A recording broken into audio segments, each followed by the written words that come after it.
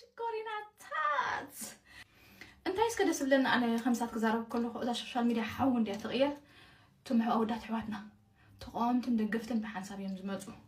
كل ነገር አሚጦም ናንት ጓል ከራጋረጉ ማለት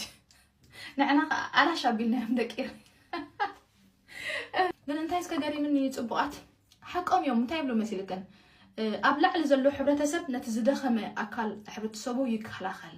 እቲ ዝደኸመ ሕብረተሰብ ከኣኒ ነቲ ኣብ ታሕቲ ዘሎ ይጭኩን ይባል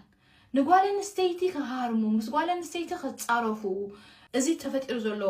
ጋዕገልጠም ጽቡቅ ነገር ምክንያቱ ንዓና ነፍስና ክንመዝን ከመይ ዓይነት ሰባቲና ኣበይ ደረጃ ኣለና ክንፍትሽ ይዝሕግዘና እዞም ዩቲዩበራት ኾኑ እዞም ቲክቶከራት ኾኑ ደቂ ተባዕትዮ ግን በሓንሳብ ጸሚዶም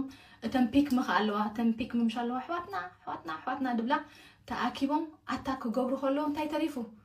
ናይ ኣውራጃ ጸርፍ ተሪፉ ናይ ገለ ተሪፉ ፖለቲካ ሰላም ረኺባ መስቀል ገበረት ብለን መስቀል ጋይስ ፎቲ አለን ኩሉ ግዜ ናረሳዕ ኮይ ማዕተብ ገሬት ወሰብ ባዕሉ መስቀሉ ይግበር ፕሊዝ ታንክ ዩ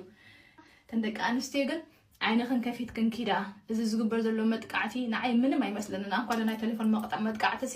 ኣነ ተሻዓይ ዙርያ ካልእ ድራኹ